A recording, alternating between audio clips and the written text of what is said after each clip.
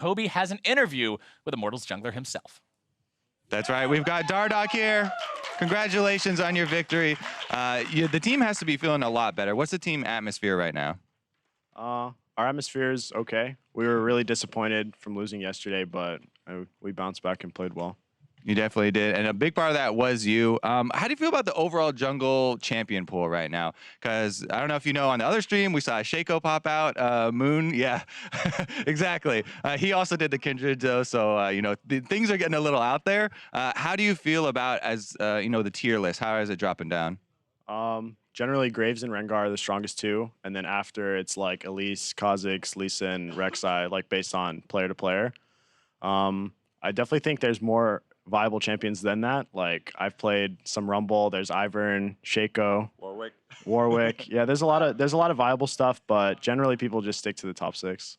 Yeah, definitely agreeing right now. And you guys, your next matchup coming up next week is going to be Team Liquid. So you get to go up against your old rival there, Reignover. Last season, that was definitely a big thing. How are you feeling about going up against Reignover now that you have taken down Acadian?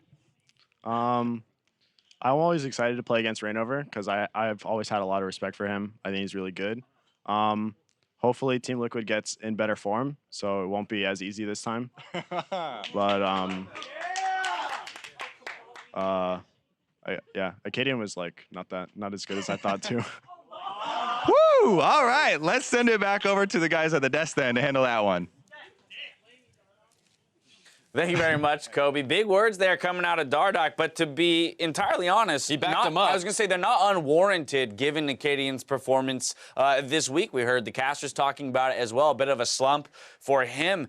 And I think, if anything, what this series proves is how much of a linchpin he is for that squad. When he's not finding success, neither is Echo Fox as a whole. A lot of people coming into the season were kind of criticizing Echo Fox. They're saying, oh, these don't look like the biggest upgrades, and this won't solve a lot of their problems. Acadian starts going crazy at the beginning of the season, carries that team to a lot of wins, and you know, Froggen's looking better with the aggressive jungler that we think he needs to become the kind of main carry of a team. But then as soon as Acadian comes back down to earth a little bit, the team is struggling. And I mean, it's kind of the whole like odd week Echo Fox, but it is really concerning where, like, what else does this team have to really get advantages if it's not off Acadian? Right, and it is very reminiscent of the old Echo Fox when he isn't performing, where it's okay, well, Froggen is still, you know, getting his advantages or at least farming even and playing well, but we're not seeing leads or advantages extend to the side lanes, and it feels like at that point they're kind of struck with that same inaction that they had all last split. Right, it was definitely the case where, you know, Froggen had 2 individually good series in lane. I think he was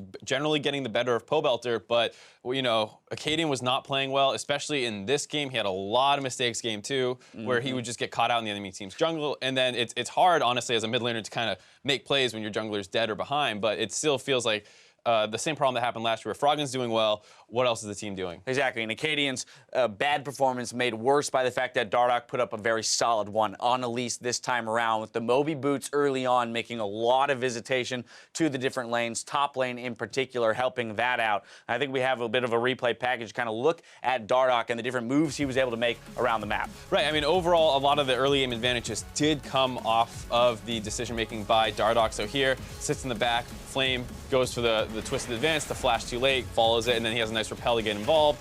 And then it's just basically a chase down the lane. It's a Swain, kind of extended, nice first blood. The big thing is he gets the Moby boots after that, is able to get bottom again and finish off Acadian, who's trying to get some counter jungling done, which is where you get to see the power of it here. It's a 2v2. Acadian tries to get the counter gank, but Flame is just too big, and it's a nice target selection where they swap off to Acadian to make him low, so he's scared to keep fighting, and then they can go back onto the Manaless Looper and finish him off. So overall, we see a great tag team, as well as there's a nice little roam there by Pobelter, who was kind of getting out of lane. Same thing here, another just chase down by Dardoch. You see him be able to just get close onto people faster than they think is possible with those Moby boots. All right, that's the thing. And from Acadian's perspective, he cannot keep up now with Dardoch's positioning around the map. Even if he knows to a degree where Dardoch's going to be next, he simply won't get there as quickly.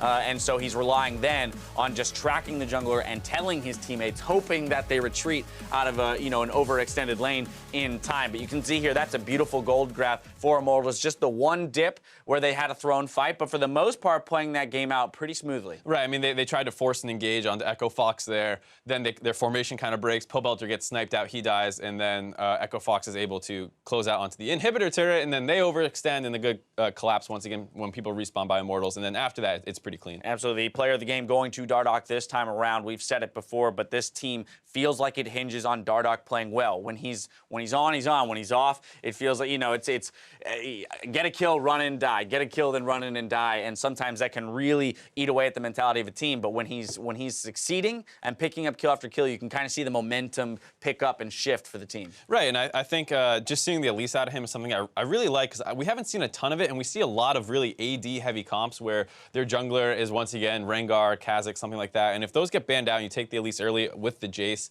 I just like the fact that they're not tunneling on what are the strongest picks necessarily. They show that the comp and how all the damage is going to come together is important still. And then they end up going with the Maokai last, not flexing the Jace and doing anything like that. But overall, I really like what I saw out of Immortals today with their drafts in general. Yep. They tend to be a little hit or miss, especially around the bot lane. But whenever they do secure a good actual bot lane and they're not picking Bard randomly or Morgana at the wrong times or Janna, their bot lane actually does fairly well. Yeah, Echo Fox is going to be, you know, a bit sad with the 0-2 week here on the odd week in week 5, but Immortals striking back, making it a 1-1 week and a salvageable weekend at that. We've got more league action coming your way. Team Liquid and Counterlogic Gaming battle on the Rift after the break. Don't go anywhere.